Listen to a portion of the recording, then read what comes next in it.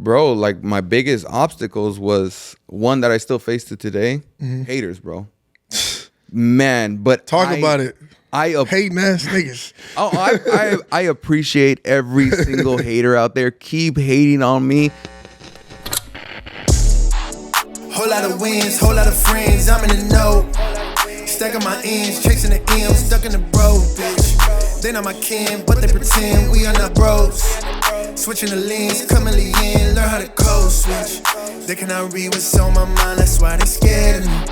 Hard to finesse when I'm at my best, I'm taking my time. Sipping this drink, smoking that pack, my thoughts ahead of me.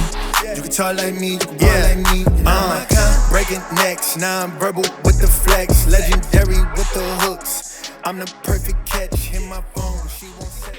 Yo, turn it up. Hey, what'd he say? What? Left, right, slide, spin.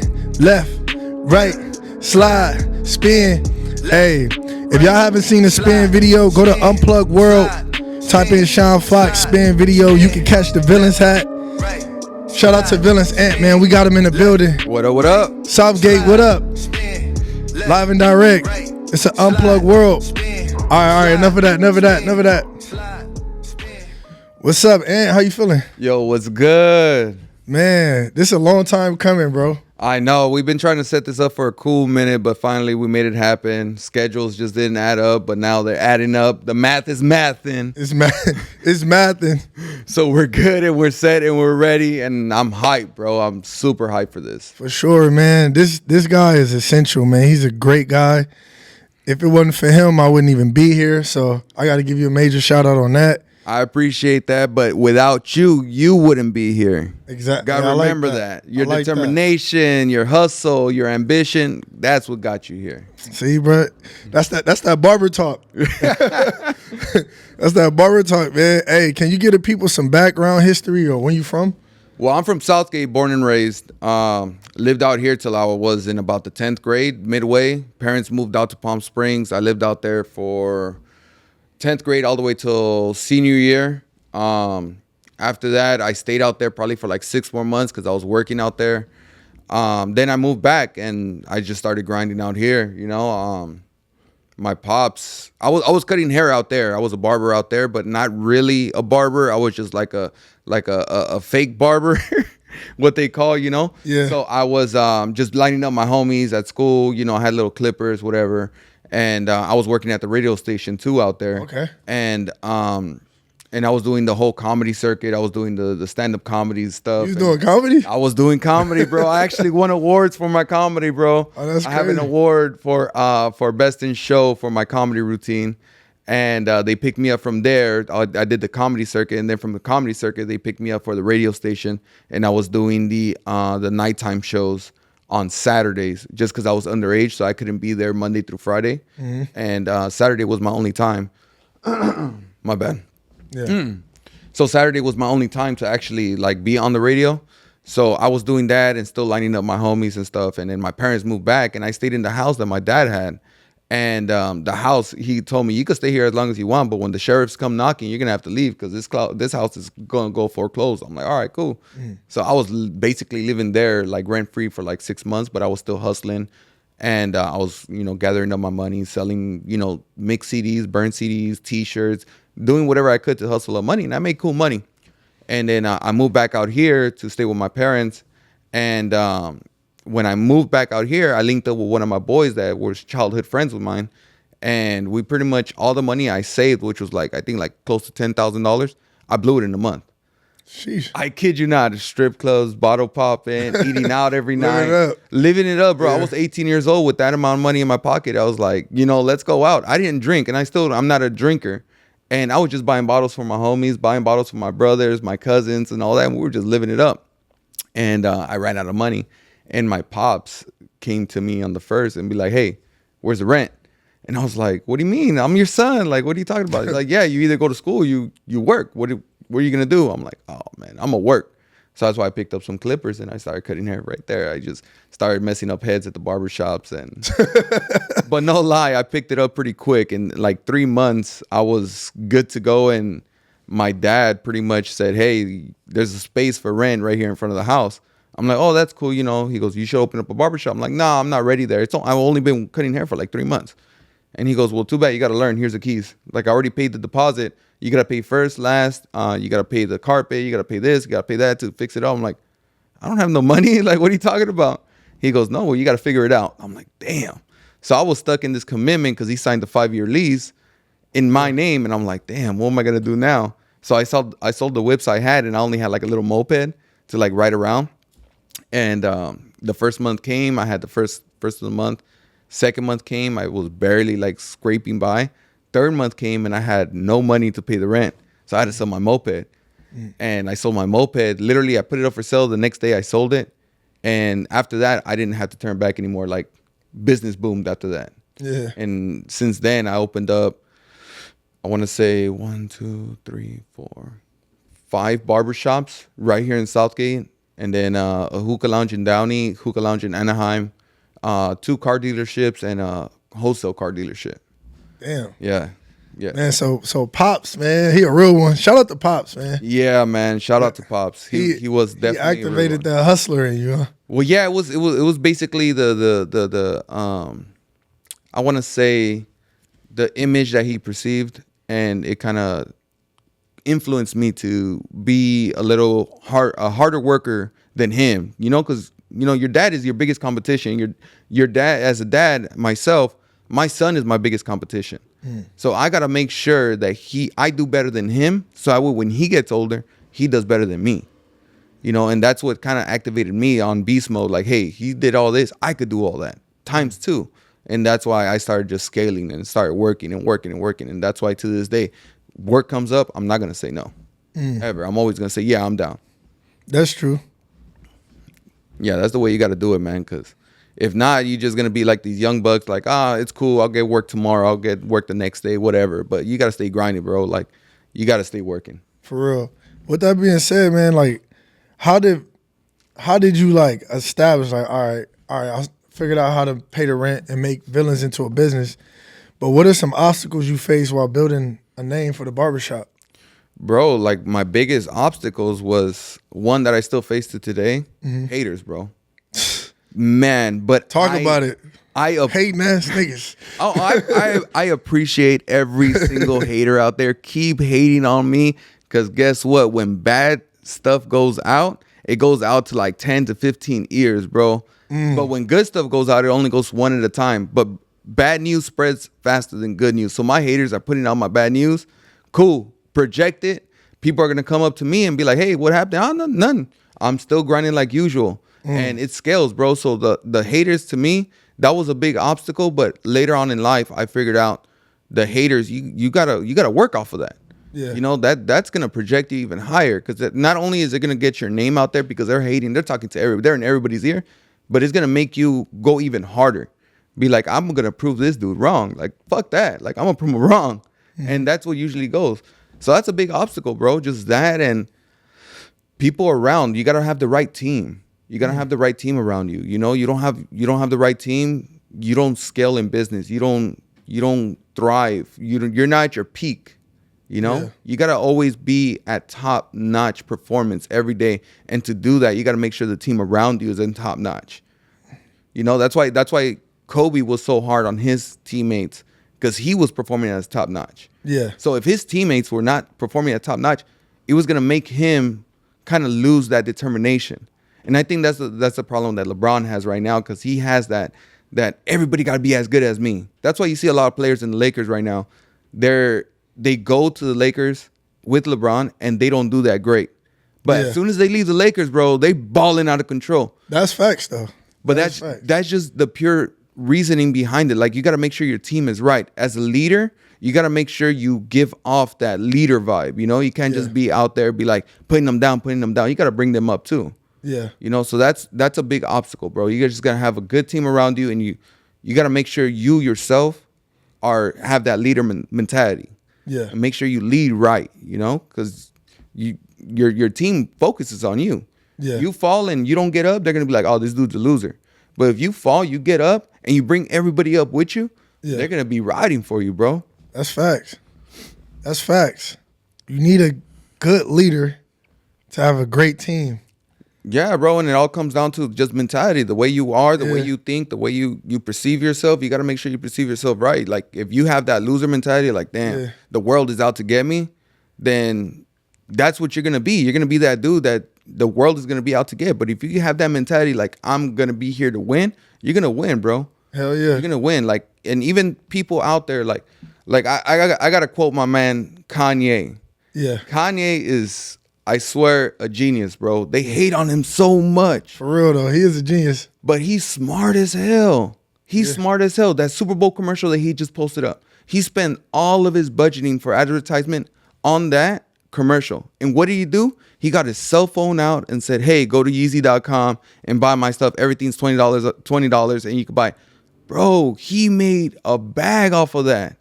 Just him with a camera in a car. Like, didn't spend no money in production or anything like that. And he's smart. He is smart, bro. He's just misunderstood. Yeah. And a lot of great leaders are like that. They're just misunderstood. That's real though. Everything you saying, I can attest to. Like you right. Like speaking of like that, right? You talk about leadership and you talk about a great team. Like with Villains Barbershop, like how is it important to create like culture inside the barbershop? How does that set the tone for like your customers, like and other barbers?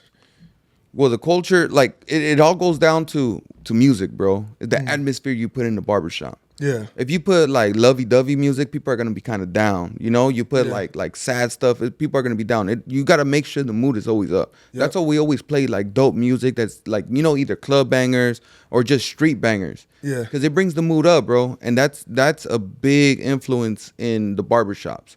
Yeah. The music, bro. It sets the tone for the whole thing. Like you get barbers in there, like they bobbing their head on a good track, and you get the clients like bobbing their head. It just sets the tone for the whole entire day. Because once you get a haircut, you're like, oh, damn, I'm fresh.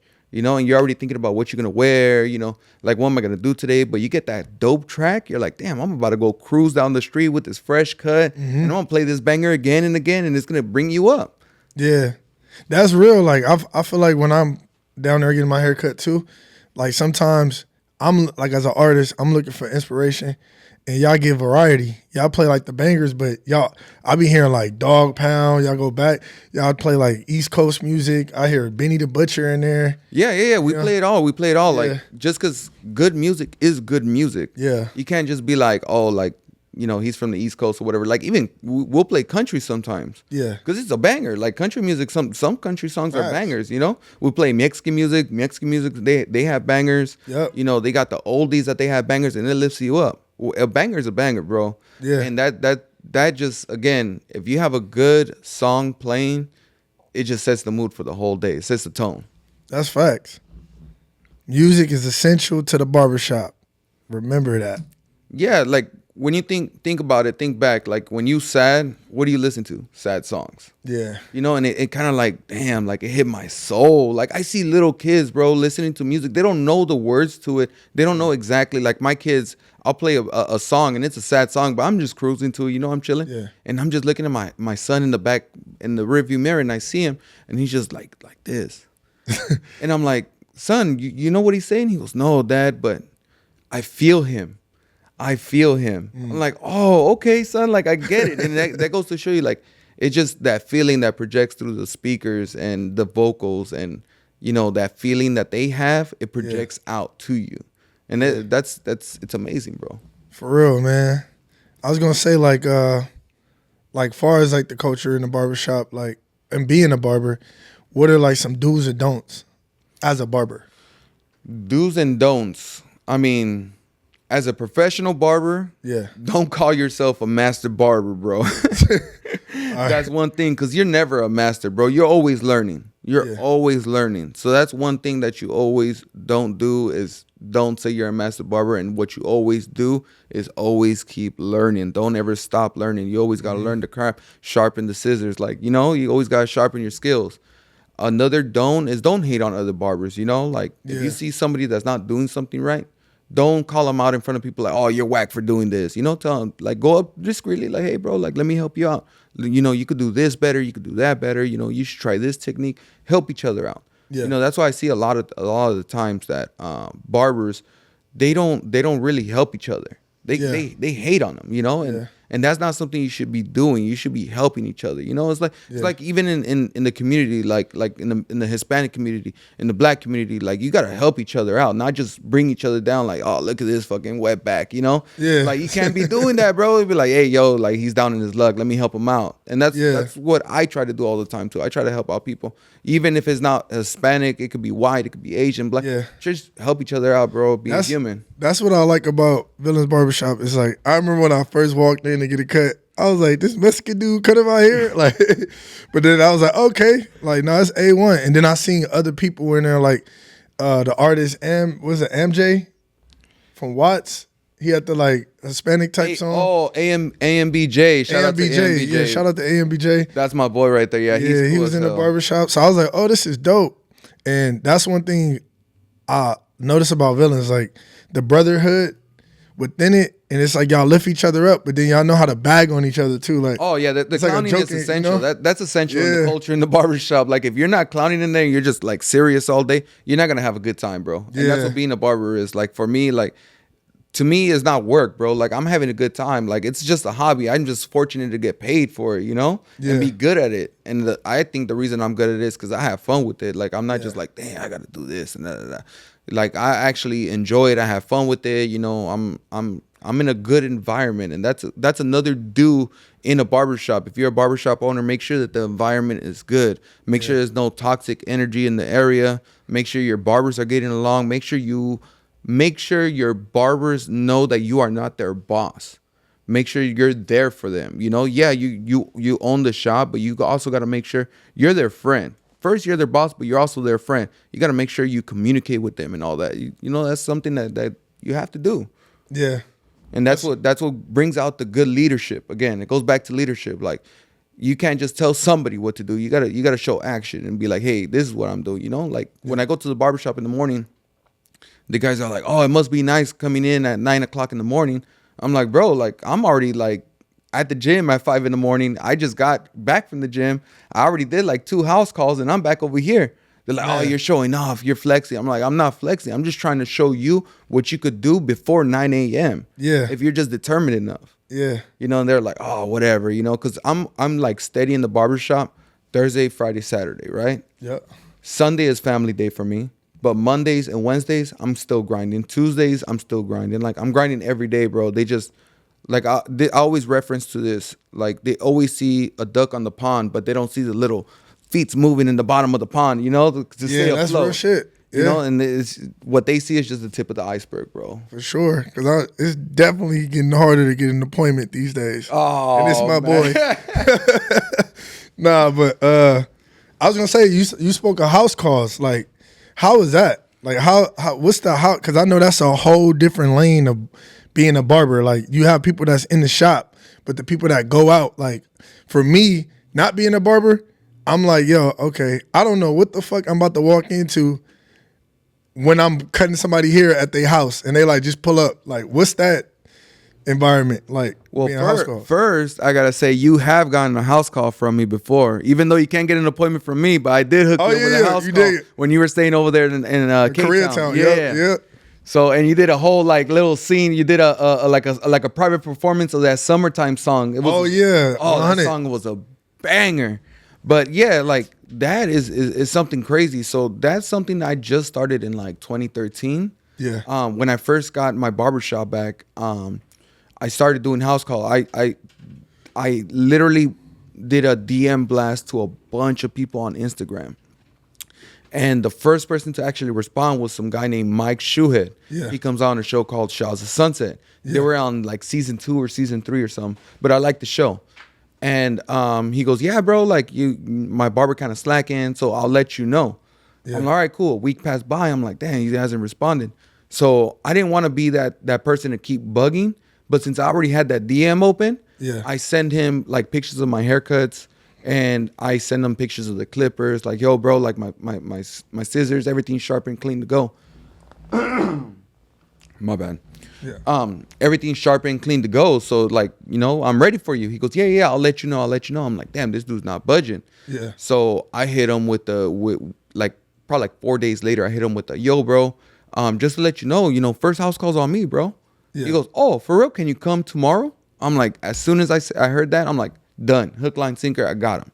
Yeah. So I went over there, did my thing, and I was expecting like, damn, I was nervous as hell, bro, because it was my first like actual real celebrity that I haven't really like followed for too long, and I don't really know his mannerisms or anything like that. So I was kind of nervous.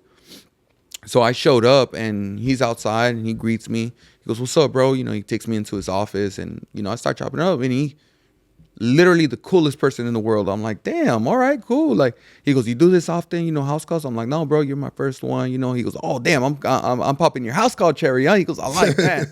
So we just started shooting the shit, you know, talking sports, and then I go off on my groupie mode and be like, hey, like, you know, any other celebrities? He goes, oh yeah, you know, I know Snoop, I know Lil Wayne, I know this, and I've met them. I've been at parties with this person. I'm like, all right, cool. So after that, he was like, yo, bro, like, you killed it. I'm like, did I? He goes, dude, this haircut is perfect. Yeah. I'm like, damn, I was nervous. He goes, I couldn't tell. He goes, you were so chill and nonchalant about it. Like, I couldn't tell you were nervous. I'm like, yeah. And he grabbed me from the shoulder and said, you got to remember one thing. Celebrities are normal people, bro. They're just more exposed than anyone else. Like, if anything, we should be more nervous having a stranger come to our house. That's real. You got to make sure they're comfortable first. So I'm like, all right. So I took that to heart. I'm like, yo, I'm going to make sure I remember that. And after that, he just started linking me up with people. And at first, it was just like business partners and stuff that he had, like, you know, people around. And one day, I remember I was shopping with my girl, and I get a DM and said, hey, you know, I seen you cut up Mike Shoehead. You think you could come by my house and chop me up? Yeah. And I seen it was Scott Storch. Oh, shit. I'm like, oh, damn, legend. Scott Storch. Yeah, big legend, bro. And that's when I was like, oh, dang, it's Scott Storch. Like, it hit me. I'm like, damn, what am I going to walk into? So I'm like, yeah, you know, yeah, I'm down. He goes, can you come tonight? Yeah. And again, it goes back to I don't say no to work. So I'm like, yeah, I could go tonight. I was out shopping with the family, bro. So I'm like, hey, I got to go. My wife, you know, being how she is, she's very supportive of me. And she goes, yeah, sure. We'll call it an early night. Cool. So I took them back home. I shot straight over there, and he lived in Tarzana at the time. Shout out to I shot out to Tarzana, and I pull up to the house, and he has this big ass pit bull right there in front of his door, and he's smoking a joint. And he goes, hey, what's up? You're the barber? I'm like, yeah. He goes, come on in. And when I go in, bro, I'm expecting, you know, nice, you know, quiet house. There's music bumping in the back, cloud of smoke. I'm like, what's going on? Like, this is crazy. So I go in, and he goes, you can sit up right here. I just got to, you know, do my routine. I'm like, all right, cool, whatever. He takes out a big old rig, and he starts doing a dab. I'm like, oh, shit. Yeah. And he goes, oh, I got to roll up a joint while I could smoke while getting a haircut. I'm like, what the fuck? Like, this dude just took a dab. Like, this is crazy. Yeah. So, you know, he's smoking. I'm chopping him up now. And then the doors open, and then music starts bumping on the side. And I'm like, what? And I look, and a cloud of smoke comes out, and here comes the Game. Oh, the Game comes out, and Steve Lobel. If you don't know who Steve Lobel is, he's the We Working guy. Oh, yeah, Steve Lobel. Yes. Yeah, shout out to Steve, man. I've ran into him a couple of times. Bro is a legend, bro. And I didn't know, because at the time I wasn't too deep into the industry. I didn't really know too much about what was going on. But this dude is the dude behind the scenes. Like, he knows everyone and anyone. You know, OG dude, he ran with Run DMC. He ran with Fat Joe Big Pun, like the whole Terror Squad. Like, he knows all these cats. So the Game come out, and, you know, he daps everybody up, and he leaves. I'm like, damn, like, I wanted to catch that, you know? Like, what's up, Game? Like, let me chop you up. But whatever. Steve Lobel comes out. He starts chopping it up. And then I finish Scott's hair, and Scott tells me, hey, you want to chill out for a bit? I'm like, cool. So I'm chilling out. He goes, come into the studio with us. I'm like, all right, cool. So we go into the studio, and he goes, you have your stuff still, right? I'm like, yeah. He goes, put a cape over me. I'm like, all right, cool. He goes, act like you're cutting my hair while I'm on the piano. I'm like, all right, cool. So we started doing that, and then we take a bunch of pictures, whatever, and then here comes the Game again. And I'm like, oh, dang. And the Game goes, hey, I got another track in mind. Can we run it back with another song? He goes, yeah. So they made that song, the one where he shouts out Karuchi. The all eyes on you. Yeah, with is it Jeremiah? I think so. Yeah. So I was literally there step by step, seeing him make that song with Scott Storch there. That's dope. And I was like, whoa, is this my life now? Like, is this what it's going to be, you know?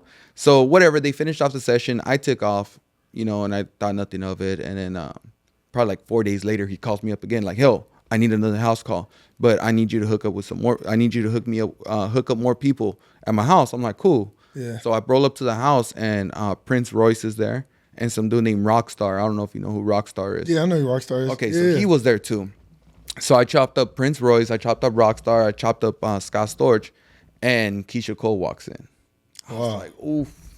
That was my childhood crush, bro. Keisha Cole. I know you got a wife. Hey, but, you know, that's my hall pass right there. But she was there, and I'm like, damn, she's bad. So she comes in, and I guess she does a song with Prince Royce and Rockstar, and they were doing their whole thing. And then, like everything went down, and I have a bunch of pictures with Prince Royce. I don't think I got a picture with Keisha or Rockstar, but I got a picture with Prince Royce, and it kept going on from there, bro. So every time I went to Scott's house, there was always someone there. Yeah. So I got to link up with Fat Joe. I got to link up with Snoop. Like, I got to link up with a lot of people. Yeah. The only thing I didn't ever get to do was smoke a joint with Scott Storch. Oh, Scott? Oh. Yeah, but trip out. So we went one day, and I had my girl with me, and I was driving, and she goes, I told her like, hey, you know, these guys smoke, so I get kind of high. I get contact high, you know, and I need you to drive. She goes, all right, cool. So we drove, and we finished off the haircut, and Scott's all like, hey, you wanna partake, you know, on a joint? I'm like, yeah. And then he offers my girl like, hey, you want to smoke too? And my girl's like, I'm the driver. So I'm like, you know what? You take this one. So I let her smoke with Scott Storch. Oh, that's dope. And that was like an epic moment for her. So that I felt good, you know, plugging that up, because it's like, damn, like, you know, my girl didn't have reach for that.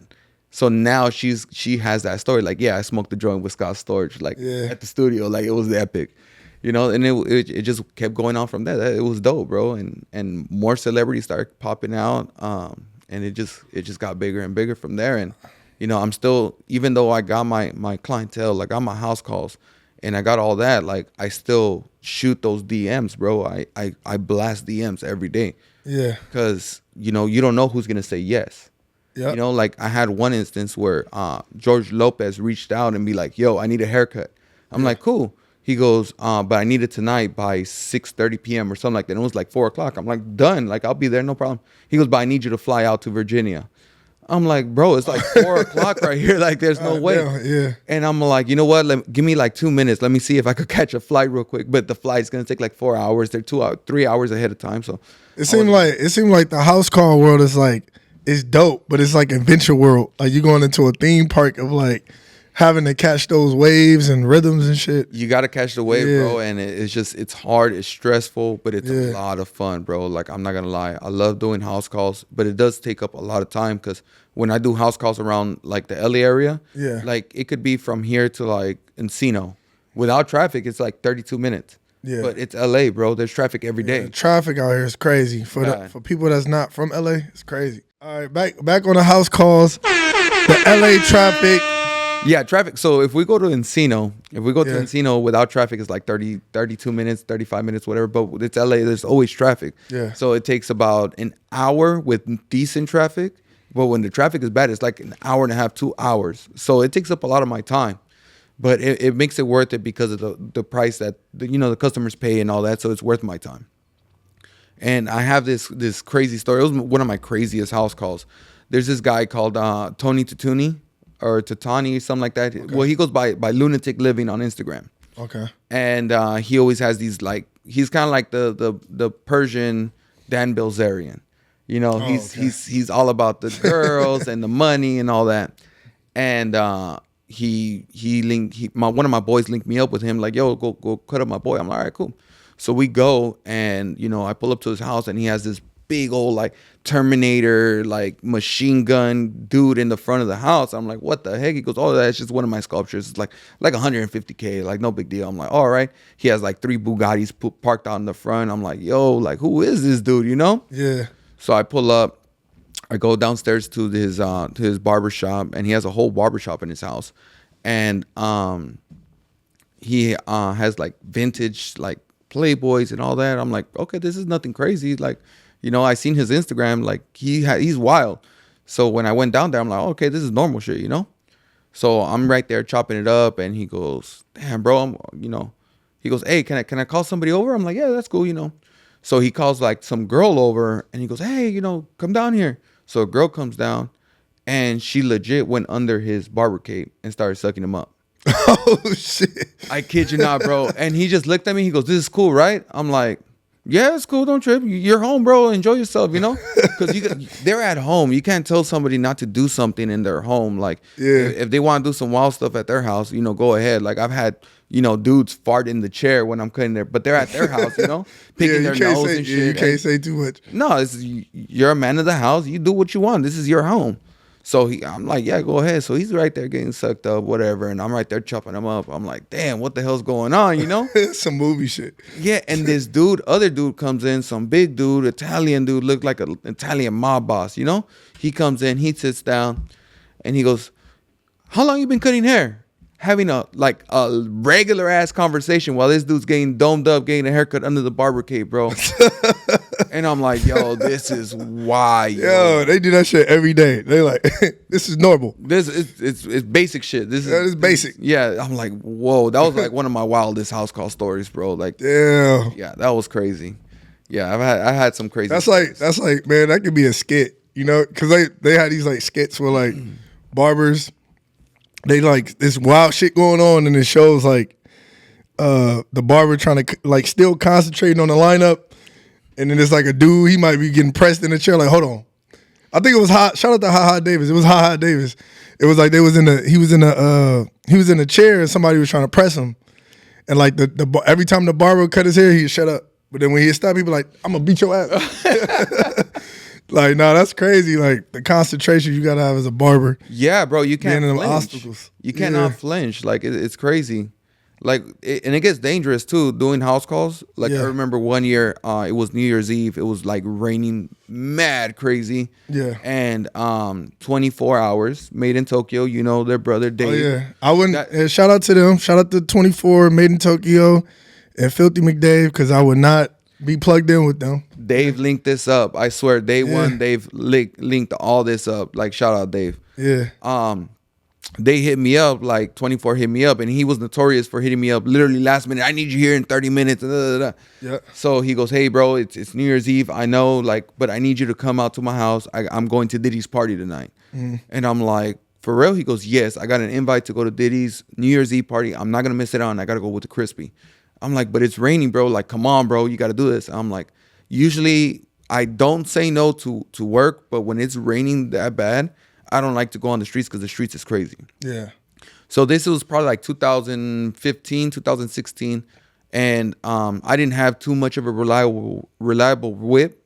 I had a like a 93 Toyota Corolla, like straight beater, So I was like, all right, cool, I'll go. So I'm rolling on the freeway, bro. And I'm going to where they stay at. And I don't see that the freeway had like a dip down. And I guess a water puddle had formed.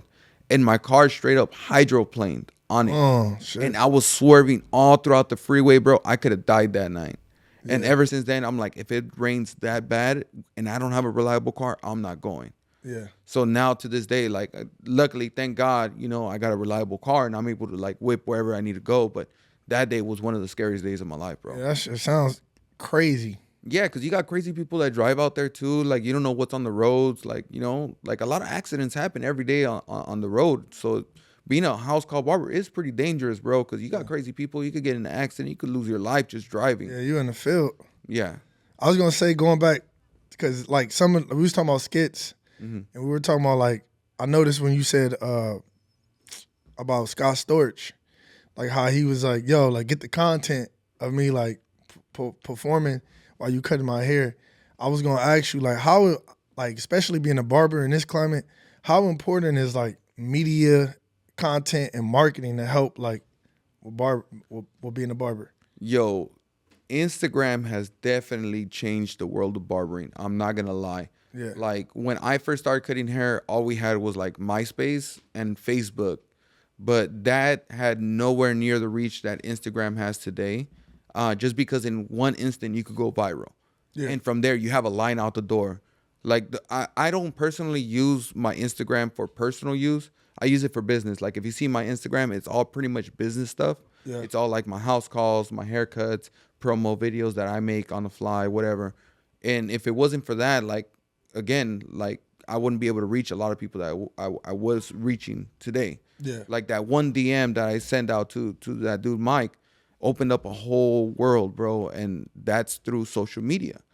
And it's very important, bro. There's people that put up like especially if you're a barber and you have a professional like persona, don't put up pictures of weed and money and you turning up at the club. Clients don't want to see that, bro. Yeah. What they want to see is you actually grinding, like yo, you being professional, instructional, like hey, if you guys want to do this haircut, this is how you do it. That's what the clients want to see. Yeah. And that's what's gonna build, bro. So social media is huge, bro. I think if social media wasn't around today, the haircuts would probably be like $8 to $10 in the $8 to $10 range, because Damn. barbers now, the cheapest you're gonna find a decent barber is gonna be like $30. Yeah. If you want a good barber, you're looking at like $50. Mm-hmm. If you want a barber that's good and cheap, you're looking at a busy barber like myself. Yeah. Like I'm not the cheapest, but I'm not the most expensive either. Like I'm in the medium range, and I keep it like that just because I want to still like be able to reach out to people and impact people's lives. Because haircuts change lives, bro. Like, no lie. Facts. I had a client about in 2020. He was going through mental issues. Like, he tried to take his life, like crazy stuff, bro.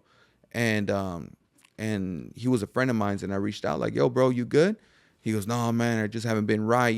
This whole quarantine thing. Like I feel like my life's gonna end. I'm just gonna kill myself. I'm like, don't do that, bro. Like, come to the crib. I'll chop you up. He goes, nah, bro. Like COVID, and then I'm like, I'll mask up. Don't worry. And I told him, if you want, you can mask up too. So he goes, okay, cool.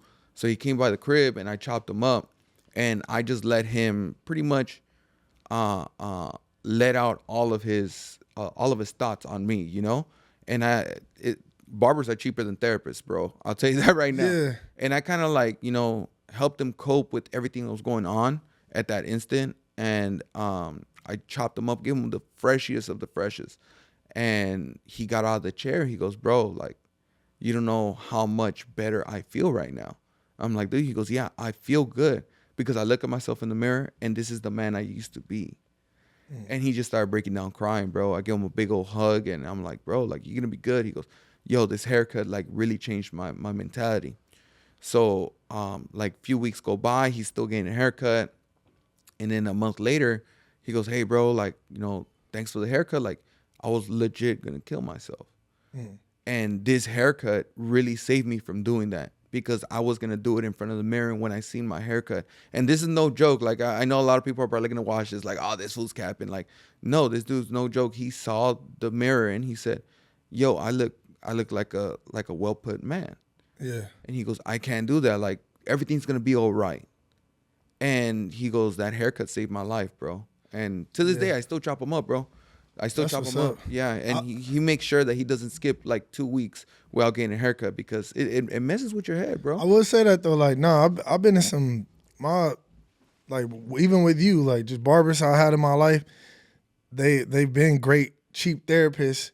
It's been more than that haircut. It's been a conversation when I couldn't talk to nobody, especially as men. We deal with a lot of like Yo, issues, don't get me started. You know with what I that, mean? And bro. people don't understand where we come from and stuff like that. But Yeah. you're right. Like, being a great barber, you have to be a great therapist too.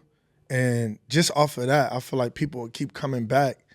I mean, you still got to look fresh, but I think that separates a great barber. Like, not only to be able to cut up, but just to be able to like help somebody break through their own little issues and stuff like that to at least get through the day. Yeah, there's this video that I seen on Instagram that this guy is talking about. What separates a good barber from a great barber?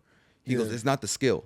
He goes, because anybody can have the skill. You can have the greatest barber in the barbershop, and he's amazing, but he's right there on his phone chilling, and he has no appointments all day. And you got this dude that's mediocre, and he's busy all day. He goes, it's because they put a little bit of themselves in them. Like, they keep it personal. Yeah. And you're a good listener, and you remember, like, certain, like, things in their life, and you bring it up. Like, hey, how's this going on? And and they feel a personal connection. So it's all about, we're not in the industry of cutting hair, bro. We're in the industry of people and connecting. And that's a big thing, bro. If you don't connect with the client, that's not your client. I have clients that I've chopped up and I left them super fresh, but we didn't connect. We didn't click. Like they just stayed in the chair, just quiet, and I chopped them up. And I try to bring up conversation, but they just weren't clicking. Yeah. So and I never seen them again. And they even said like, "Oh, this haircut's fresh, like good looking now." They took pictures, whatever, and they just never came back. But it's just you gotta have the connection with the client, and that's gonna keep bringing them back. Because once you get that connection, you don't want to leave that barber. It's hard. It's harder to cheat on your barber than your girl, bro. Because you don't want to lose that connection with your barber. You could lose that connection with your girl because you find another girl, you'll find a quick little 10-minute connection. Yeah. But with the barber, you have that ear, and they're always listening to you. And you got that connection with them, and I think that goes further than an extra crispy cut with the enhancements and all that facial stuff. That connection is big. Yeah, true. Because it took me a while to find you before my other barber passed away. Rest in peace, Bus Stop. But yeah, it definitely takes a while to find somebody that you feel comfortable with. Mm-hmm. And speaking of like connection and communication and stuff like that, I see like now you starting to communicate through different things that represent you, like the product. You know what I mean? Like the villain. You see, I got the villain's hat on. This is fresh. Yeah, and that's crazy. I called it. I don't care what nobody says. I was the first one to be like, this the what? We actually go back to social media. We actually went viral for this hat just yesterday, and it came on the Dodger game, and like it went nuts on Instagram, on Facebook, and it just blew up out of nowhere. So yeah, definitely we express ourselves through our clothing, our branding, our gels, our products, and stuff like that. Because our slogan in Villains is we make bad guys look good. And that's because of the perception a lot of the times of barbers, we're bad guys because a lot of the times barbers are tatted up, they smoke weed, whatever, do their thing. And they say, oh, he's horrible. That's just a bad person. But we try to make it seem like, we don't make it seem, we actually make it happen where people see us in a different light, bro. And that's why Villains is not only just a barbershop, we're community.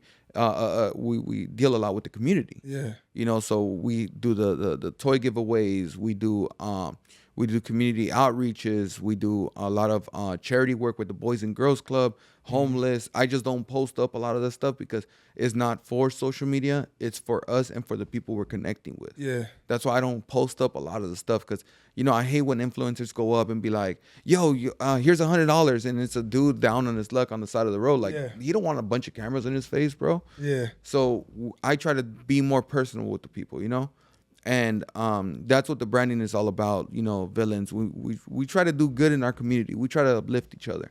And that's something that we wanted to scale on the branding that we have, because it goes beyond just, the chair. It goes beyond of a haircut. It goes to people. We're people connectors, And same thing with the gels, bro. The gels, the beard conditioner, the wax gels. We got MAC pomade. We go through that because I want to do something good for the community. So a lot of the times when you go to like CVS or Rite Aid or whatever, Walmart, to go buy your product, a lot of the times the products has alcohol, has all these extra additives and all this nasty stuff that's going to mess up your hair. Yeah. But they make it like that because they get more profit out of it because it makes the product a little bit easier to make. Yeah. Yeah. Our product is all like plant-based. So I wanted to make sure it's plant-based because it's not going to hurt. It's not going to be harsh on the scalp. It's not going to be harsh on the hair, anything like that. And it's going to actually benefit your hair. Yeah, I would say that, I'm health conscious. Like, I like to eat healthy and things like that. And I've been using the green tea, like, gel. Oh, yeah. And it's worked because with those type of products that's made fast, my skin is very sensitive. Mm-hmm. So I feel like it works to the point. Even like, I didn't have like females be like, I want to use that. And they put it on their like baby hairs and what I mean? Yeah, most definitely. And so we've been a long time coming making this. I started in 2014 looking for, the right company to partner up with. Yeah. And in 2020, everything shut down. So I dug deeper into research. Yeah. And I actually found this company out of Texas that was a black-owned company by a female. A female owns the company. And she was pretty much pushing it out to black community. Yeah. I'm like, cool, power to you. But I still, out of curiosity, I purchased a trial kit that she had up. I purchased it. I'm like, and I started using it. I'm like, yo, this is not just for black hair. So I hit her up and I'm like, hey, like, I seen all the stuff that you have. Why are you only marketing towards black? And she goes, oh, as a black owned woman, I wanted to do it for my community. I'm like, but you could scale this so much bigger because this works not only for black hair, it works for every type of texture. She goes, you think so? I'm like, yes. So I when we reached out, we, back and forth, emails, texts, whatever. I started doing more research on what she was putting in. And I'm like, this is amazing. It's going to be amazing for the scalp, the skin, everything. So I marketed it as a male grooming. And it just been blowing up too. Like all the stuff that we have is, again, plant-based. It has eucalyptus, bergamot, it has aloe vera, green tea extract, sea kelp, grapeseed oil. Like it has all these great stuff that people don't put in their hair or their skin routine just because it's not very reachable to them. Yeah. You rather get the quick little, the what do you call it, the Neutrogena at the store. They want to get the Moco de Gorilla stuff and the Got to Be glue. Like Got to Be glue is like probably like the most harshest thing you could put in your hair. And Moco de Gorilla, bro. Like it's the most harshest thing. Like my brother went bald because of Got to Be glue, bro. Like no cap, like on the real. Like he had full head of hair. Like my dad, he had a full head of hair. My mom, full head of hair. My grandparents, all full head of hair.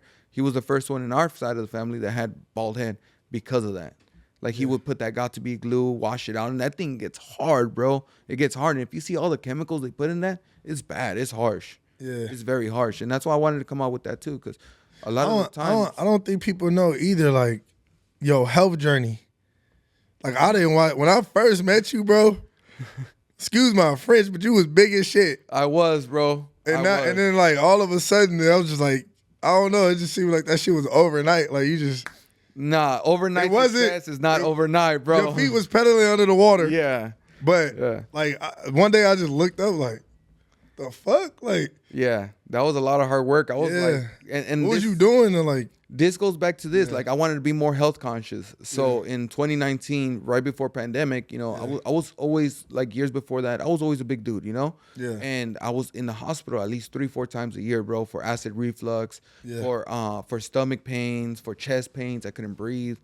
And one day it just, my son came up to me, gave me a hug, and I'm like, damn, if I'm not here around for that, like, what's gonna happen to him? He's not gonna have that dad love, My daughter too, like she would always hug me, and it's like, damn, like it kind of clicked. So I started really watching what I was eating, bro. Yeah. I stayed away from all the breads, all the refined sugars, bro. Like all that stuff, like the what do you call it? The ding dongs, the Twinkies, like all that stuff is bad, bro. Yeah. Sugar is bad. That's honestly the root of all evil, sugar, bro. Right. Cancer cells, they attach themselves to sugar.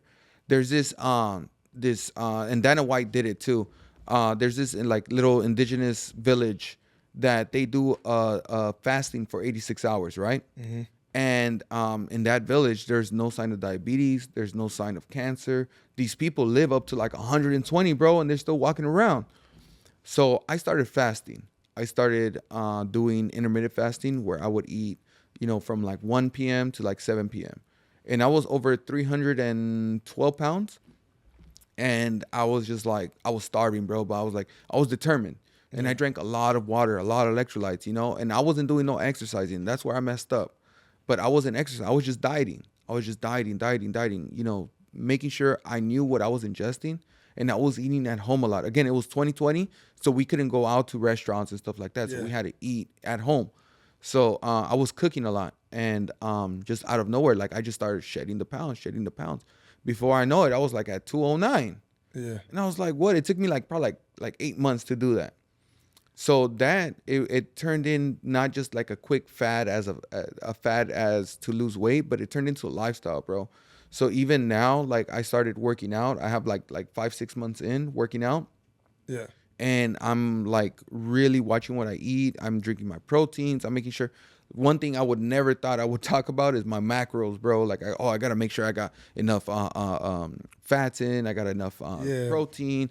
B12, vitamin D. Yeah. So I take all this stuff and I feel better for it, bro. And and that's just something that it's gonna be for life. You know, Yeah. it's not just a temporary thing; it's for life. And people trip out like, "Yo, bro, you know, did you get the lap band, Ozempic? Did you do this?" No, like you could do this on your own. Yeah. All it takes is for mind power. It's mind over matter, bro. And that's something that I tell a lot of people because they're like, "How'd you do it?" I'm like, "Well, I did it like this." Oh yeah, I'm gonna get the lap band. I'm like, "Why?" They're like, "Oh, so I could lose weight." I'm like, "You're gonna gain it back."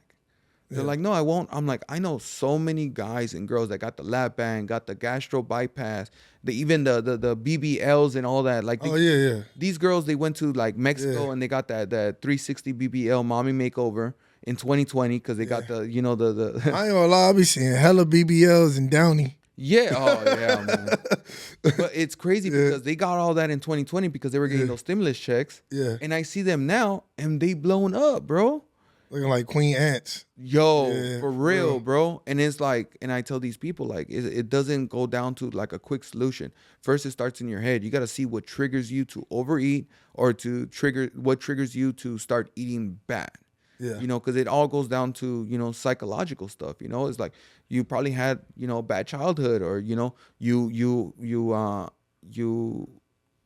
kind of what do you call it?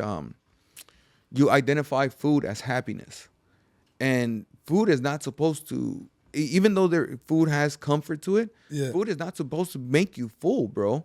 It's not supposed to make you comfort. Food is fuel, Yeah. you know, and most food is not supposed to taste good. If it tastes good, it's not good for you.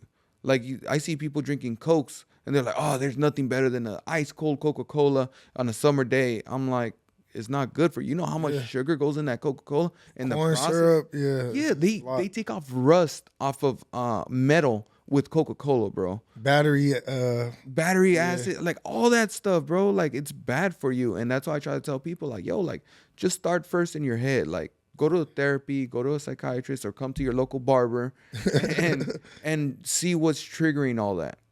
And that's what I did. I associated a lot of the bad stuff because my trigger food was pizza and French fries. Because, you know, growing up, you know, I had a decent childhood. But a lot of the times, you know, when things went bad, you know, my mom would be like, oh, let's go grab a pizza, or let's go grab a burger with French fries. And I would attach that to happiness. Like, oh, I'm happy now, you know, because that's what a lot of Mexican kids and even, you know, African-American black people, like, you know, we go to McDonald's when something goes bad. Oh, I'm going to take you to McDonald's, son or daughter. Or you did good in school. Oh, I'm going to take you to McDonald's. that's what's convenient to the neighborhood. So You see one in every corner, bro. They're Yeah. just like liquor stores in every corner, and it's killing us slowly. Yeah. And that's bad. And that's what honestly the government wants, bro. They want us to be unhealthy. Why? So we could keep crutching on healthcare and big pharma and all that. Like Facts. you could self-heal yourself, bro, with basic plants, vitamins, sea moss, bro. Yeah. Sea moss is amazing. that's what I do appreciate about like the community over here, as far as like Southgate and Downey. Like it's starting to become more progressive over the years. That for what I've been seeing, and I just seen they build the Sprouts. Oh, that's all I was gonna get to right now, Yeah, because there was, cut high. you know, the city was having a lot of pushback on that. They're like, no Sprouts, you know, whoa, whoa. Yeah. And they're like, the community is not gonna want that, bro. I walked into Sprouts and it was packed. For real. One of my clients works there, and he says that he has people going up to him, thanking him, like if he's the one that opened up the Sprouts, saying thank you for giving us a healthier option in our neighborhood, because all we have is like Northgate, and what do they sell in Northgate, bro? Like for fast food options, all fried. Yeah, It's all everything fried. And everything in that store has like high processed, high sugar. Like, yeah, it has little healthy options, but you got to pick and choose. You go to Sprouts, bro, pretty much everything there is organic, non-GMO, clean eating, bro. And Yeah. you could get a sandwich there. You could get salad. Like I get these low carb, high protein bread, cinnamon bread that Chompy's makes. If Chompy's is watching, please sponsor. I want that loaf because it's so hard to come by, and I make French toast off of it, and it has the best macros, bro. Like I think it's like 45 calories per two slices, and it has one carb, and it has 19 grams of protein, bro, in two slices. Yeah, so you fuel for the day. You're full for the Full. day. You got all the good nutrients in you because it has like all this extra fiber and stuff like that we need. Yeah. And it just, I feel better throughout the day, you know? Yeah. So that honestly, the Sprouts coming over here, like I wish other places would come by. Like I want to open up a coffee shop. That's something that I want to do. Yeah. I want to open up a coffee shop because a lot of coffee shops, it's like Starbucks, Dunkin' Donuts, Yeah. Winchell's, like all these, like they're good, but they're not healthy. Yeah. You know, like I wanna open up a coffee shop that has all sugar-free options Yeah. for people that have a certain lifestyle. You know, and offer, you know, like the kefir milk. I don't know if you ever heard of kefir. Yeah, I heard It's of like kefir. it's raw milk, bro, and it's actually good for you. Yeah. And Have you had milk? milk? I heard of it. I've never had it. It's a good milk. Like they got the oat milk almond. Like it's really good. They got it at Sprouts. I'm like, man, I'm so glad they got that Sprouts right there because it's like a game changer. You know, we're not even supposed to ingest almond milk. Nah. We're not supposed to have almond milk. Yeah. It was like a ploy from like the farmers that they would farm almond and they would break it like kind of like take it off of whatever it came in. Like I think it comes in like a branch or something. Yeah. And some of the almonds will come broken up, and they had all these almonds right there just sitting that were broken because they couldn't sell it. People don't want broken almonds, so they said, hey, why don't we like pulverize it and make it into like a milk? And you know, almond carries a lot of soy in it, bro. Yeah. And us as men, we're not supposed to ingest that much soy because it carries estrogen. We need more testosterone. It's good for women, but it's bad for men. Yeah. You know, so we're not even supposed to ingest almond milk. That was crazy. I feel like it's a lot of men out these days drinking a lot of almond milk. Whole lot of estrogen out there. Hell yeah. Get your T levels up. Eat more meat. Hey, for real. No wonder they're pushing soy so much. Exactly, bro. Exactly, For real, though. but that goes back to like the government. Like I hate to make it so like conspiracy thing. Nah, it's you know? real though. That's what But- Unplug is about, addressing. But you know, they're pushing that whole agenda of soy and gender neutral people. You know, they're trying to eliminate the alpha male, and they're trying to make it a more of a estrogen driven community. Yeah, facts. You know, and that's kind of like it's driving it down, bro. Like we shouldn't be like that. Like why are they doing that? You know, like I have nothing against the LGBTQ. Like some Yeah. of my good friends are gay and lesbian, but it's like, you know, it's one thing to kind of like recognize yourself as that Yeah. when you're older and you actually understand, but it's another thing to push it when you're in elementary school and trying to like these people saying, oh, my baby's gay, like, bro. And I was gonna say that like Dave Chappelle talked about it in his stand up, like when he was talking about like he liked the old gays, like the old fashioned gays, because they knew why they were gay. Yeah, exactly. I feel like now it's like, do they even know the root of why they're gay? Yeah, You know, exactly. like, are you really a part of that community? Or are you just championing it on because it's big in numbers and it's like it's something to party to? Yeah, and that That's goes, a- that goes down to the agenda. Like Yeah. they're probably pushing that because again, population control. They want to, you know, control the population and all that, you know. And I just hate to like sound like that conspiracy guy or whatever. But the proof is in the pudding, bro. Like they say, it's out there, you know. And it's just sad because it's like, you know, why are you pushing this so much? Yeah. You know, I have a client. He goes to school out in Sierra Canyon, like I think where LeBron's kids go or something like that. Like out past there, Brentwood. like Brentwood, Yeah. Westwood, all that area, like up there. And he just started going into middle school, and I'm like, hey, what's up, bro? Like, you're in the 6th grade now. How is it? Yeah. He goes, it's cool. I'm like, you see all your old friends? He goes, yeah, but I don't really talk to them anymore. I'm like, why not? He goes, they're all gay now. I'm like, what do you mean? Like they're whack? Like they're not cool anymore? He goes, no, like they're like they think they're girls. Like all my guy friends, they're gay. Like they like boys now. I'm like, what? Like you're only in the 6th grade, bro. Like you should be still figuring out like what type of Pokemon you like, you know, not type of gender you like, you know. And he's like, yeah, it's just It's crazy about that too, because it's like I feel like when you are in your masculine frame in this day and age, it's not a lot of men that's like staying in that frame. You know, at least like, of course you are, but you married, right? Yeah. I'm not married, so it's more of an influx of not just like women in my age bracket, a little older that's still single, and then you got like younger girls because their generation is getting more like watered down when it comes to like masculinity. So you got this influx of just women that's frustrated and they like throwing their self, trying to find like a masculine energy. Like it's yeah. It's because men are not men to this day. Like they're not perceiving themselves as alphas, bro. They're all coming out as betas. Like bro, man the fuck up, you know? true though. You know, and it just goes to again, like it's just agendas that are getting pushed, the mentalities, you know, and all that comes about. You know, I hate to go that route, but it is what it is, you know? Hell yeah. Nah, but hey man, like I was gonna go back a little bit in the conversation, like when you was talking about like what villains stand for, you know. I noticed for myself, like villains is we still good? All right, cool. I noticed like when it come to villains, right? And media, and that's one thing we want people to unplug from. It's like what you see is not always real. Yeah. You know what I mean? Like I noticed like they like to polarize like the people who doing good and make them look like the villains.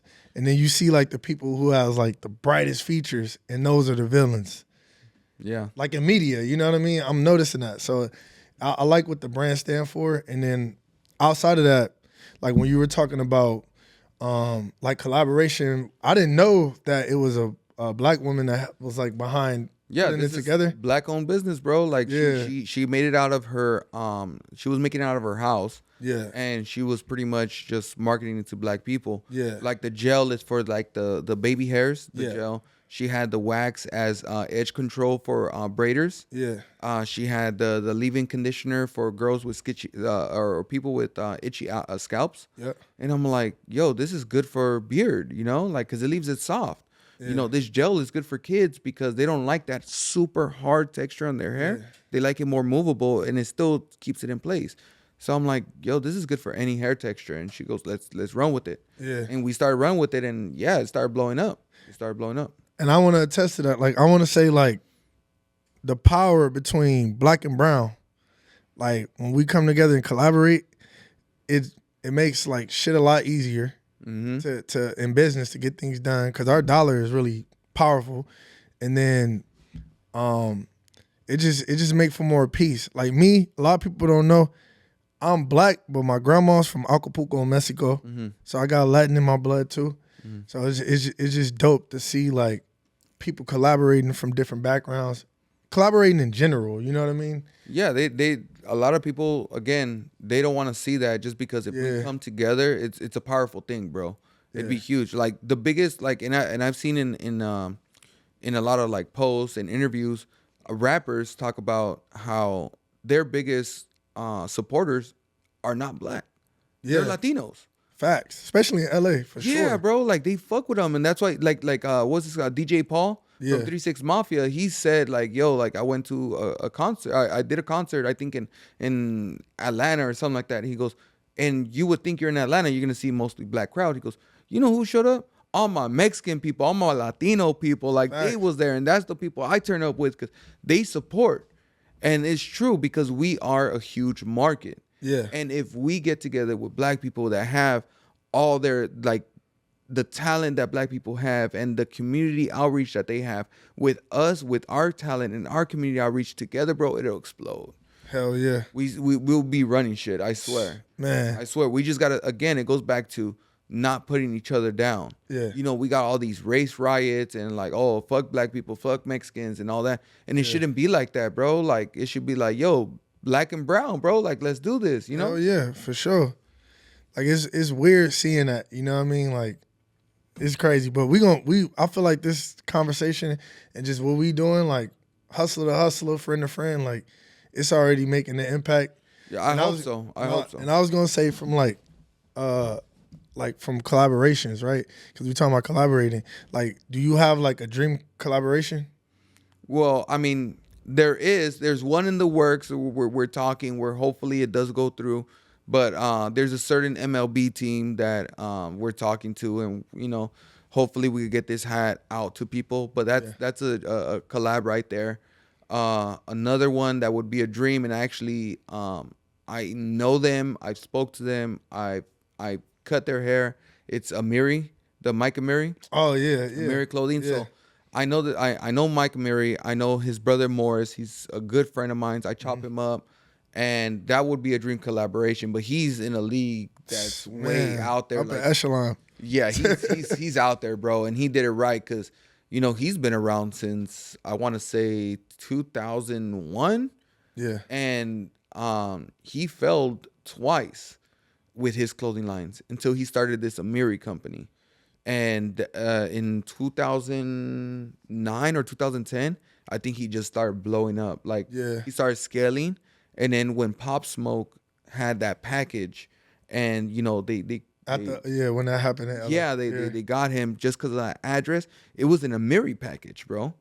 Like he messed up by videotaping his address, but that was in a Miri package, and I think after that it just skyrocketed, bro. For real. And that goes back to not every overnight success is overnight, bro. It takes a lot of hard work and determination to become an overnight success. It takes years of failures and trial and error to become an overnight success. Yeah. Like like even us going viral, bro. Like I've been grinding at this for 18 years, 19 years. And just recently, like we went viral with this, and I've been grinding this long, and I've been working hard, like endless nights, bro. I used to chop up at the barbershop at like 3 a.m. to just get my couple of clients in, because they would work like a graveyard, Yeah. and they'll come out like at 2 a.m. So they'll hit me up like, yo, can you do me a favor? I'll pay you extra. I did that. And that's what a lot of people don't see, that grind, bro, just to get the clientele. And when I first started, that's what I was doing. I was day in, day out, Monday through Sunday. I started at 9 a.m. and I ended at 10, 11 o'clock at night. Even if I only got 2 haircuts in, at least those were 2 haircuts that I put my phone number in their phone. And to this day, like I grind it out, but I'm able to kind of mess with my hours, and I'm able to be like, I have a little bit more time for family. Like I work 9 to 5, usually my last haircut's around like 5:30. So I could go home, help my kids with their homework, help my wife with whatever she got to do around the house, have dinner with my family. And that's not something that, to me, it comes by easy, Yeah. Because that's gold, bro. Family time is gold for me. Like, I love being with my kids. I love being with my girl. Like, we escape sometimes when the kids are at school. I'll take her to Disneyland and we have a day date. And, I stay trying to date her. Even though that's my woman, we're about to have 12 years together in March, I still try to date her. And I still try to show her, you're number one in my life, and I try to be a good role model for my kids too. Like, look, I'm still grinding out there, but I still come home to tuck you in bed at night, because not a lot of people are fortunate enough to have that. Yeah. And I try my best. And that's something that a lot of the guys in the barber industry, they don't understand. Yeah. Because they see me leaving at 6 p.m. They don't know that, yeah, I'm leaving at 6 p.m. I'm going home, helping my kids out, having dinner with my family. But at 10 p.m., I'm on the street going to a house call in Encino or Sherman Oaks or Tarzana or Calabasas. And they don't see that, like I'm still grinding, but at least I get to tuck my kids in bed and then I'm out. Yeah. And I'm fortunate enough that I grinded that hard to be able to do stuff like that. Yeah. And that's it. It's a big. That's something that's hard for barbers too, is to and I think any entrepreneur is to balance work life, personal life, and family life.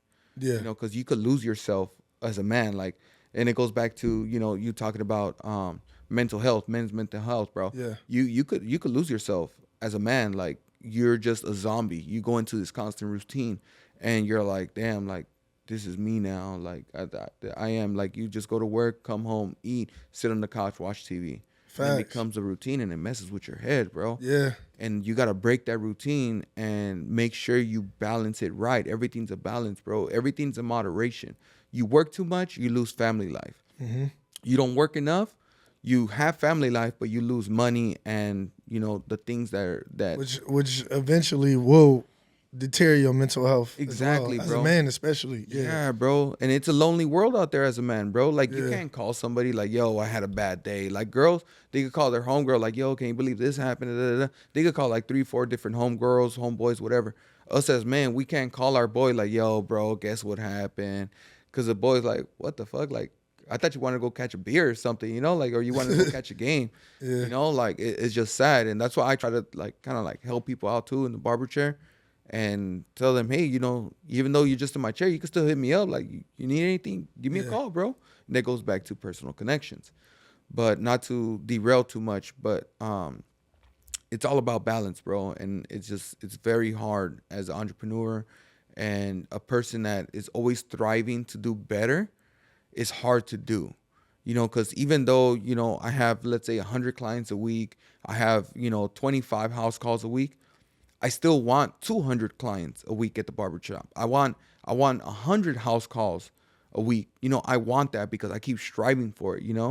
And it's just hard to balance everything out. It's a juggling act, but once you get the right routine, you get in right. And it goes back to health too. Like, working out has cleared up my mind a lot because I suffer a lot from depression, anxiety, and I wasn't always as confident as I am now. Yeah. Like it kind of like being overweight for so long, it messes with your confidence, bro. Yeah. And you just put up that facade. I put up that mask, like, oh yeah, I'm confident. I'm the man, I'm 300 and some pounds. I can still get girls, I can still run a marathon, whatever. But it's just a mask I put. But now, getting my physical health, it helped a lot my mental health. Yeah. And I'm able to take off that mask and I'm able to be there for my family and not just be anxious all the time, bro. And thinking about like, oh, I'm gonna die in my sleep, or oh, what if I go out to a house call and I'm gonna die in the house call, or what if I get sick and I can't take care of my kids? Like that all goes through the head of a man, Yeah. And I think, as a single man yourself, like you probably have that, but not as much. Yeah. You probably think of certain things like, damn, I gotta do better. Like I'm getting this age and I haven't made this, or I haven't done that. Yeah. And it hits more when you have kids and a girl, people that depend on you. Like I'm not saying that you don't have anybody that depends on you. I get what you're saying though. That's true. It's like me That's as a true. man, like I have people that depend on me. And then if I'm not there, like what's gonna happen? That's another thing though, like you worked hard enough and you done enough to where whether you had the family before or not, like the work paid off to where you could kind of take them in accountability and like really be there. Like in whatever fashion, there is for your family and you. I feel like sometimes like certain men, like I see them jumping into things. I went through that myself, like being a young adult, young male, like just hopping into relationships and not really getting myself together. You know what I mean? You need that alone time for yourself to make yourself happy, bro. Yeah, learning how to make myself happy first. Mm-hmm. That way, cool. I kind of understand. All right, cool. This is what makes me happy. So whenever I'm getting into the work life and everything like that, I can kind of be like, all right, it's over. I'm overstressed, but I know how to get back to my happy place. I feel like sometimes people go into relationships and they don't even know what makes them happy, and then they're trying to make somebody else happy. And when they get super lost in that work life, working for their family and things like that, they kind of they don't even know where to go for their own happiness, and that's when it gets like real severe for a man, especially dealing with a family, or like women got postpartum, but men, they snap too and have depression and all this other shit. Yeah, bro. The postpartum only lasts for so long, but us as men, it lasts longer. Like and you lose yourself, bro. Me when I was, and we're about to get a little sexy right now. But me when I was younger and a single man, like I was hopping girl to girl. Like I had my hookah lounge, so that was the nightlife. And when you're a part of the nightlife, you get girls left and right, bro. Facts. So, I was jumping from girl to girl to girl to girl. Every night I had a different girl. And it was fun, you smashing, you having a good time, everything's going good and everything. But at the end of the day, like it got old and I was like, damn, like is this who I am? Like I'm a male hoe. Like I'm a hoe now. Like this is what I identify now as a hoe. Like I can't be doing that because I had girls hitting me up like, yo, like let me get some dick. I'm like, whoa. Yeah. Like, can I get a hello? How are you first? Like, how you been? Like, how are you doing? Can we go to dinner? Like, I felt like, damn, like don't objectify me, but objectify me, Yeah. It's like Cole said, he was like, It's crazy how you say that call these women hoes and then you realize you are the hoe. Exactly, bro.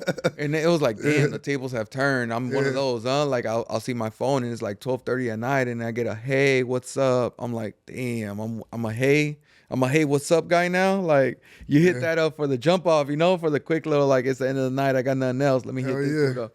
And that's what I was getting. I was like, damn, this can't be good. And that's why my mentality started changing. Like, yo, this can't be life. Like some people, they stuck in that mode, but I had to get out of it, Like there's certain things that you get out of, and that was definitely one of them. Yeah. And that's why I'm able to, strive for what I have now. Yeah. Because I got a good woman by my side that always poking me like, just with the hats. Like she goes, how many did you order? I'm like 4 dozen. Why didn't you order 10? I'm like, damn, you got 10 dozen money? She goes, we'll figure it out. Just get it. I'm like, all right, cool.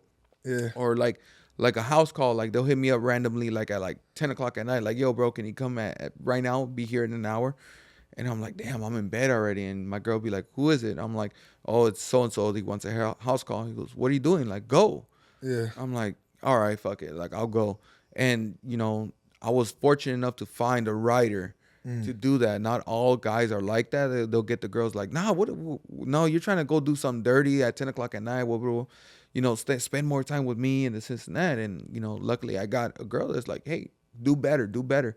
And that, I think, goes back to what Nipsey was kind of like putting forward. Like, when you have a good girl beside you, the world is the limit, bro. Like, the sky's the limit. You could do anything.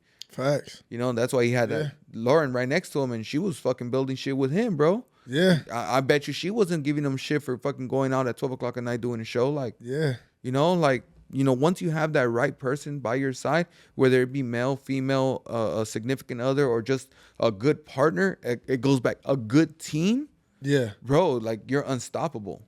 You're Man, that's unstoppable real. because it makes you want to do better. You know, like, hey, they're striving me to do this. Maybe they believe in me. I could actually do that. And then you go out and do it. It ups the value of everything. 100%, bro. That's 100%. real. Oh man, bro, like I already knew a lot about you, but I learned so much today, you know, that I didn't know either. And I think the people out there, they're gonna learn a lot. And with that being said, bro, I want to end it off on this question. I was gonna say before anything, bro, before we wrap this shit, like, is there anything you want people to know about you personally or about your business to give them a better idea of what separates you from the competitors? Like, you kind of, you sold it already, like, as far as like being you. Yeah. But is there anything left out that you want people to like take from this interview? Like, one thing for sure that, and I get this a lot, because a lot of people, they see me and they're like, man, you do this, you do that, you're so humble. How are you so humble? Other people that have what you have or do or are around the people that you're around, they wouldn't act the way you are. Yeah. I'm like, what's that make a difference? Like, I'm humble because I am who I am, and I thank God I'm alive and I'm able to do this for everyone. So being humble and being a very down-to-earth person goes a long way, bro. Like, I've met a lot of celebrities, and the ones that left the biggest impression on me have been the ones that are humble, that treat you like anyone else, don't treat you like a peasant, the ones that actually treat you like family, bro. And that goes a long way, just being humble. Like, when you make it big, bro, don't forget about your family, don't forget about your friends. When somebody comes up and wants to take a picture with you, take a picture with them, bro. Yeah. Like, I had the dude, like, I went to go eat, and some dude came up, random dude, like, hey, bro, you're Villain's aunt, right? I'm like, oh, yeah, what's up? He goes, hey, bro, can I take a picture with you? I'm like, hell yeah, let's do this. And I was at dinner, and he goes, you think I could video chat my brother? I'm like, yeah, like, and I'm thinking, like, why is he doing this? So he video chats, whatever, and we talk. And then I asked him after, like, hey, bro, like, why are you doing this? Like, I'm just a normal guy. He goes, nah, bro, like, you're around this person. You cut up all the community in this side. You're around all these celebrities. Like, it's so cool for you to actually be there, to be able to video chat my brother, because he's an aspiring barber. And it's nice to be able to take a picture with you and not be like, hey, bro, I'm eating right now. I'm like, why would I do that? He goes, you don't know how many people have done that, and I appreciate that. And from there, I gained him as not only just a follower, but a friend. And I hit him up every once in a while, and I get people that met him and talked to him about me, and I gained them as followers. So being humble and being a nice person goes a long way, bro. Like, I get people that just look at me and stare, and instead of like mad dogging them, I was just like, I give them a smile and I nod my head, and then they come up and they're like, hey, bro, you own Villain's barbershop, right? I'm like, yeah. Oh, man, I like that barbershop. I've been going there since I was a kid. I'm like, oh, that's dope. You know, so it goes a long way, bro. And I want people to take that from this. Be a nice person, bro. Just be a decent human being. If you make it big in life, still be nice. Still be honest. Be humble. Don't try to screw people over, because it will come back to you. Yeah. And you don't want that persona, you know? And just at the end of the day, just be happy. Yeah. Be happy that you're alive. Be happy that you have the opportunity to touch people's lives. Yeah. And that's a big, big, big thing about me. Like, I try my best to be the most humble person, but don't test me, you know. But I'll be humble as hell. Yeah. You know, I'll be down to earth. I'll talk to you. You have a problem, I'll listen. You know, you want advice about anything, I'll help. You know, whatever I could do to help, I'll help. Like, I've had barbers ask me, like, how do I open up a barbershop? Like, and I'll tell them this, you want my connects? Here, boom, I'll shoot you the phone number and all that. And they're like, you would do that for me? Of course. Why wouldn't I? Well, wouldn't you see it as competition? I'm like, no, bro. I see it as a young barber rising to the occasion to become an entrepreneur. Yeah. And I would love to be able to help you do that and achieve that goal, because not many people will do that. And I would love to do that for them. And that's why I would do that for anyone. Anyone hits me up, be like, hey, I want to be a barber or whatever. Come into the barbershop. When I'm there, you could go ahead and look at whatever I'm doing and learn from there. I'll teach you little tips and whatever, you know. And that's what I want people to get from this interview. Be humble. Be happy. Focus on yourself for happiness. Don't look for it anywhere else. You don't know where life is going to take you. Just ride with it.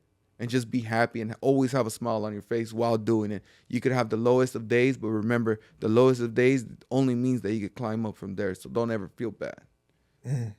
100. Can we get a clap on that one, bro? Come on, bro. What a sound at? There we go. There you go. Hey, man, this was a great interview, man. This is a real guy. Appreciate you. Thank you for having me. Make sure y'all get some product for sure. And, you know, it's always an unplugged world. We want people to come here and detach from fear. This is in Clubhouse. And, yeah, make sure y'all follow and subscribe to the YouTube and our Instagram. And make sure y'all follow Villains at. If you want to do your plugs. You can follow me on villains_and on Instagram, villains_barbershop on Instagram if you want to follow the barbershop. We have BH by Villains on Instagram. We have our website, villains/barbershop.shopify.com. If you want to order any of the products or even go to our Instagram, villains_barbershop. We have the link on there, make it easier for you. Before we go, I want to say thank you for Shawn, man. Hey, Forrest, I appreciate you having me here. What you're doing in this podcast, bro, is going to open up a lot of doors for a lot of people, not only for yourself, but for people that are trying to come up and really make something of themselves. And you're going to impact a lot of people doing this, bro. And I know it. I feel it. Ever since the day I met you, bro, I know you were going to do something big, and I know this is it.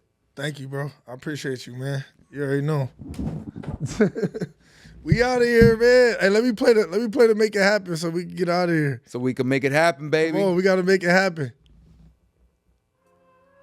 Hey. Yeah, boy. We out of here, man. Shawn Foxx. Look. Chrome heart on my body, bitch, I'm ice cold. Water's getting darker, but my neck is still a light show. I am not your hubby, babe, we more like cutting buddies. Yeah, I like my pockets chubby, all my haters getting lipo. Drought, we got real motion, I'm like, what the hell?